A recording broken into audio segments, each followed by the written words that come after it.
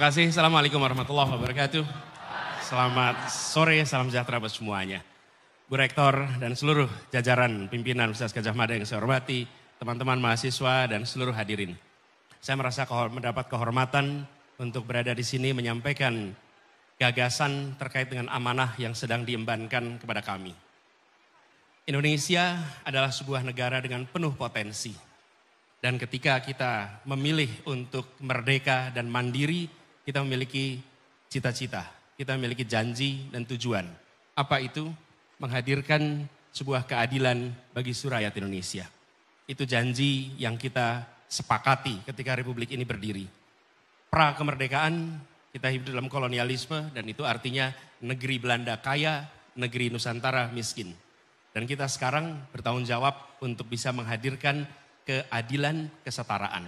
Itulah misi utama dari perubahan. Apa terjemahannya? Kami menginginkan dan kami merencanakan agar akses pada fasilitas dasar setara. Pertama, kesehatan. Kita menginginkan agar akses kepada kesehatan dari mulai ibu mengandung, bayi dalam kandungan, sampai dengan ketika mereka aktif, termasuk perlindungan, coverage atas atau jaminan kesehatannya. Yang kedua, pendidikan. Pendidikan adalah bekal utama untuk mengembangkan potensi setiap manusia Indonesia. Dan kami tidak ingin menyebut dengan istilah sumber daya manusia. Kami ingin mengembangkan kualitas manusia Indonesia. Karena manusia tidak perlu dipandang sebagai sumber daya untuk kegiatan perekonomian. Ini kemudian wujudnya apa? Kesetaraan kesempatan. Jumlah bangku SD, SMP, SMA yang sekarang bentuknya seperti piramida, makin tinggi jenjang pendidikannya, makin sedikit jumlah bangkunya. Dan itu artinya apa? Banyak anak-anak kita yang tersingkir, tidak bisa mendapatkan pendidikan minimal hingga pendidikan menengah. Lalu pendidikan tinggi. Pendidikan tinggi harus menjadi institusi yang bisa diakses oleh anak siapa saja. Bukan hanya anak kelas menengah Indonesia. Pendidikan yang harganya terjangkau, biayanya terjangkau, dan pemerintah memiliki tanggung jawab mengurangi beban pengelola kampus. Pengelola kampus tidak dibebani dengan tanggung jawab begitu besar terkait mencari pembiayaan untuk kegiatan kampus, tapi biar pengelola kampus fokus pada penelitian, pada pengembangan pembelajaran, pendidikan, supaya kampus betul-betul menjadi institusi yang memungkinkan siapa saja berpartisipasi. Sudah cukup biaya pendidikan yang terlalu tinggi di kampus-kampus kita.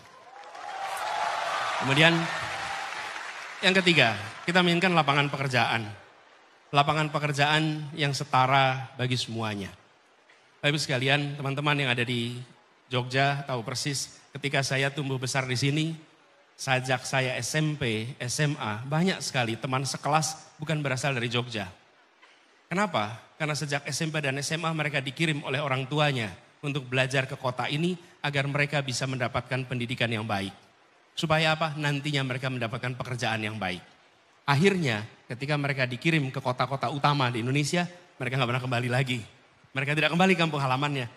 Hijrah ke Jogja, hijrah ke Jakarta, hijrah ke Bandung, ke Malang, Surabaya, tidak kembali.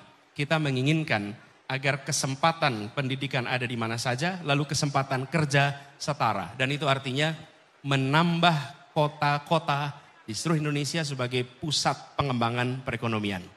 Perekonomian kita hari ini tersentralkan di kawasan Jawa bagian Barat, khususnya Jakarta, dan kawasan Jawa kita menginginkan dan merencanakan kota-kota di seluruh Indonesia minimal 14 kota menjadi mesin penggerak perekonomian yang memungkinkan bagi semua untuk bisa mendapatkan lapangan pekerjaan yang setara.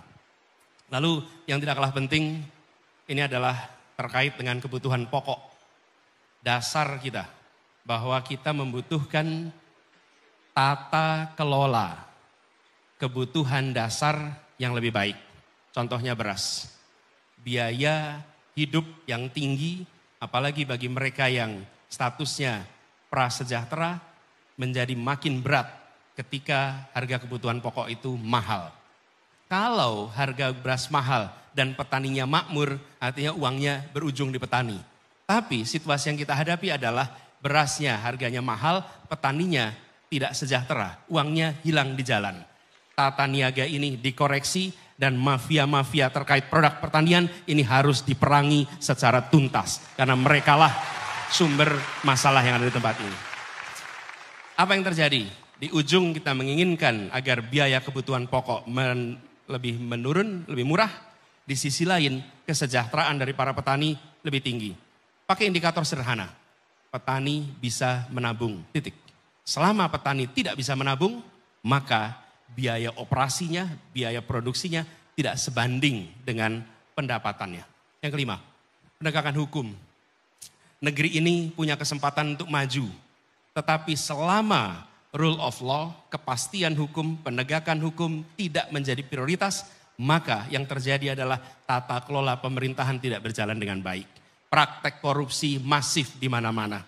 Dan yang kita saksikan adalah aparat yang seharusnya menegakkan hukum, melakukan tindakan-tindakan yang tidak setara. Mereka yang kuat tak tersentuh, mereka yang lemah tersentuh. Mereka yang kawan tak tersentuh, mereka yang lawan disentuh terus. Dan ini harus diubah. Pemberantasan korupsi menjadi prioritas penting, penegakan hukum yang adil menjadi prioritas, dan membuat pengadilan kita menjadi pengadilan yang kredibel, itu prioritas kita. Ini adalah aspek yang membuat Indonesia kita bisa take off. Bila kita perhatikan ini, kebutuhan pokok, kesehatan, pendidikan, lapangan pekerjaan, dan kepastian hukum ini kita tata dengan baik, insya Allah Indonesia akan menjadi negeri yang lebih baik.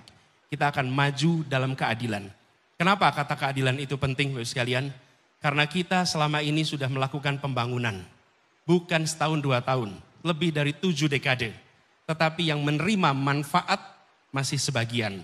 Tanggung jawab kita adalah memasukkan unsur keadilan di dalam seluruh pengambilan kebijakan. Kami pernah lakukan di Jakarta. Termasuk pengambilan kebijakan soal pertamanan, kebijakan terkait jalan raya, kebijakan terkait sekolah, kebijakan terkait kesehatan, faktor keadilan dimasukkan. Dan ketika faktor keadilan dimasukkan, apa yang terjadi? Yang merasakan manfaatnya menjadi jauh lebih luas. Mereka yang selama ini tidak dapat manfaat, kemudian mendapatkan manfaat. Republik ini didirikan bukan sekedar untuk meningkatkan kesejahteraan. Republik ini didirikan untuk menghadirkan keadilan sosial bagi seluruh rakyat Indonesia. Itu kalimat terpenting. Dari situ kita berharap nanti ada persatuan, ada kebersamaan. Karena Bapak Ibu sekalian, teman-teman, adik-adik semua, tidak ada persatuan dalam ketimpangan. Kalau Anda bisa menunjukkan contoh kasus ketimpangan yang menghadirkan persatuan, kita ingin lihat. Nah ada. Yang namanya Indonesia Bersatu, Bhinneka yang ika, yang guyup, mensyaratkan keadilan. Tanpa keadilan tidak ada persatuan. Tanpa keadilan tidak ada kebersamaan. Tanpa keadilan tidak ada ketenangan. Hadirkan keadilan, maka Indonesia akan tenang, makmur, bahagia. Itu kira-kira teman-teman. Saya rasa saya cukup sampai di sini.